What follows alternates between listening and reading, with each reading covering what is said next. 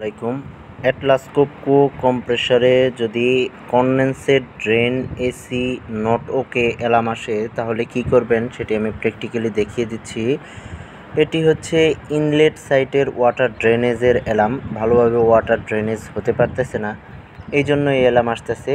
এইখানে দেখেন আমি এই কেবলের নাম্বার সহ দেখিয়ে দিচ্ছি। আর এই ওয়াটার আউটলেটের যে ভাল্ব আছে এই ভাল্বটা খুলতেছি, দেখেন এটায় অনেক পানি জমে আছে, পানিটি ড্রেনেজ হতে পারতেছে না, এই জন্যই এই অ্যালার্মটি আসতেছে।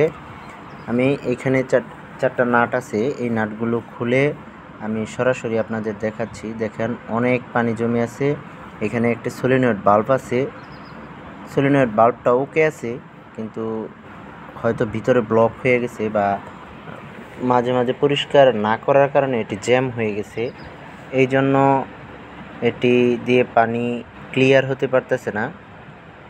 সেন্সরে কন্টিনিউ দেখাচ্ছে যে এখানে পানি আছে, কিন্তু পানি পাস হচ্ছে না, এই জন্যই এই অ্যালার্মটি আসতেছে। আমি এটি এখন খুলে নেব, খুলে আপনাদের সরাসরি লাইভ দেখাবো যে কী জন্য এই অ্যালার্মটি আসছে এবং এর সলিউশন কিভাবে করবেন, কি কি চেক দিবেন, এ টু জেড যা আছে আমি আপনাদের সরাসরি দেখিয়ে দেব। তো প্রথমেই আমি পানিগুলো আউট করে নিলাম, এখন এটি খুলে ফেলবো। দেখেন খোলার পরে এখানে কত পানি। প্রথমে এই উপরের যে নাট বোল্ট আছে এটি খুলে নেবেন, ওরিং যাতে নষ্ট না হয়, তাহলে আবার পানি লিক হবে সাইড দিয়ে। প্রথমেই আমি এই নাট বোল্টটি খুলে নিচ্ছি। দেখেন এইভাবে স্টেপ বাই স্টেপ যদি করেন তাহলে কোনো ঝামেলা হবে না, আবার লাগানোর সময়ও কোনো সমস্যা হবে না। দেখেন এই যে এরপরে আরেকটা আছে, নেট আছে চাকনির মতো আর কি, পানি যাতে ময়লা না যায়, কিন্তু ভিতরে অনেক ময়লা আছে। আমি আশা করতেছি যে ভিতরে ময়লার জন্যই এই প্রবলেমটা হয়েছে, এই জন্য আমি পুরোটা খুলে নিতেছি। দেখেন নাট বোল্টগুলো খুলে নিলে ভিতরে একটি ফোমের একটা জালের মতো পাওয়া যাবে। এই মাঝখানের নাটটা খুলে নেবেন, তাহলে এটি খুলতে সুবিধা হবে, কারণ এই ভিতরে একটা সেন্সরের নাট দেওয়া আছে, সেন্সরের মাথা, এই জন্য এটি খুলতে অসুবিধা হয়, তাই এটি খুলে নেন।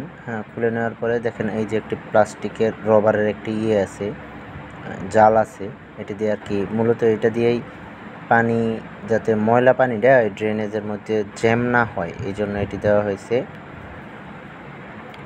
খোলার পদ্ধতিগুলো আপনি ভালোভাবে দেখে নেবেন, যাতে পরবর্তীতে আবার স্টেপ বাই স্টেপ লাগাতে পারেন, কারণ খোলার পরে যদি ভালোভাবে আবার না লাগাতে পারেন তাহলে কিন্তু দেখেন এই যে কি পরিমাণ ময়লা এখানে জমছে, এটা আমি পরিষ্কার করে নেব।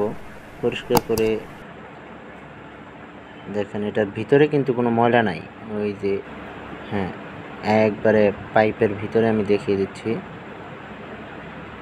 এটার ভিতরে কোনো ময়লা নাই।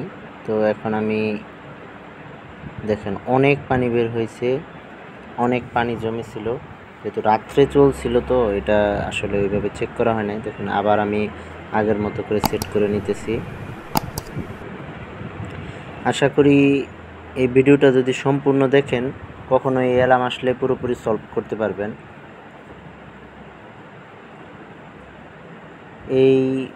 এটা নর্মাল অ্যালার্ম, কিন্তু এটা আইডেন্টিফাই করতে হয়, যেহেতু 250 কিলোওয়াটের কম্প্রেসরগুলোতে 6টা আউটলেট থাকে, মানে 6টা ড্রেনেজ থাকে, তো এই জন্য কোনটার জন্য এটা ইন্ডিকেট করাটা একটু কষ্ট হয়ে যায়।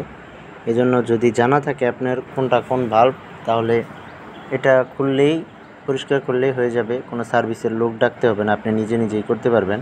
যেমন আমি এই কম্প্রেসরগুলো মোটামুটি সবগুলো আমি সার্ভিসিং করি, জানি যে কোন সাইডের বাল্ব। দেখুন পরিষ্কার করে নিছি আমি পুরোটা, এখন সরাসরি লাগিয়ে দেব, লাগিয়ে দিলে আশা করি সব ঠিকঠাক হয়ে যাবে। কিন্তু ভিডিওটা মনোযোগ দিয়ে দেখবেন, মনোযোগ দিয়ে দেখলে আপনিও এই ধরনের সমস্যার সমাধান করতে পারবেন। কোনো সার্ভিসের লোক ছাড়া। সার্ভিসের লোক ডাকলে হয়তো টাকা দিতে হবে এবং ফ্যাক্টরিরও লস। আর আপনি যদি এগুলা জেনে রাখেন অ্যালার্মগুলা, তাহলে কাউকে ডাকাও লাগবে না, প্লাস আপনারও নিজেরও এক্সপিরিয়েন্স বাড়বে। তো এই ছিল আজকের ভিডিওতে। আমি এটা এখন লাগানোর পরে আপনাদের কম্প্রেসরটা চালিয়ে দেখাবো যে কোনো সমস্যা আছে কি না। আমি আশা করতেছি কোনো সমস্যা হবে না, কারণ যেহেতু আমরা ভিতরে সমস্যা পাইছি। যদি ভিতরে পরিষ্কার থাকতো তাহলে কিন্তু আবার অন্য কিছু চেক দিতে হবে। অন্য কিছু বলতে দেখতে হবে যে এই সাথে যে সলিনয়েড বাল্বটা আছে এই বাল্বটা ভালো কিনা। এমন হতে পারে যে এই বাল্বটা জ্যাম হয়ে গেছে, ময়লা যায়া, বা বাল্বের কয়েলটা কেটে গেছে, বা এই সেন্সরে ময়লা আছে। হ্যাঁ, এগুলো সবই চেক দিতে হবে। তবে প্রথমেই যেহেতু আমরা সমস্যাটা পেয়ে গেছি, আশা করি আমাদের আর কোনো সমস্যা হবে না। যদি এটা করার পরে পরিষ্কার করে দেওয়ার পরেও না ঠিক হয়, তাহলে কিন্তু আমরা তখন সলিনয়েড বাল্বটা চেক দিব। কিন্তু আমি যেহেতু শুরুতে এই সমস্যাটা পেয়ে গেছি, তো আমি আর কিছু চেক দিতেছি না। প্রথমে আগে লাগায় দেখব যে কী অবস্থা, এটার অ্যালার্ম চলে যায় না আবার কিছু সময় চলার পর অ্যালার্ম আসে, এটা দেখব।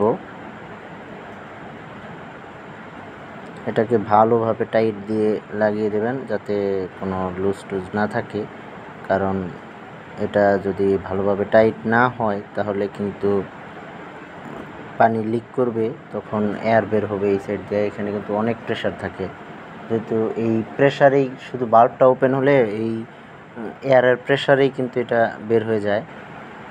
দেখেন এটা লাগিয়ে দিয়েছি আমি আগের মতো করেই সুন্দরভাবে লাগিয়ে দিয়েছি। এখন কম্প্রেসারটি আমি অন করে দেখাচ্ছি। এখন দেখেন এইখানে কম্প্রেসার অন করার পরে এই যে এসি ওয়াটার কনডেন্সেট ড্রেন ওয়াটার, হ্যাঁ দেখেন এখন এটি কিন্তু ওপেন হয়েছে, মানে সলিনয়েড বাল্বটি ধরছে, পানি বের হয়েছে। এরপর আবারও দেখাচ্ছি, এই দেখেন এখন আবার ওপেন হয়েছে, এটি এখন মানে ওকে আছে সব কিছু। এই অবস্থায় দেখবেন যে আউটলাইন দিয়ে পানি বের হয় কিনা। ধন্যবাদ।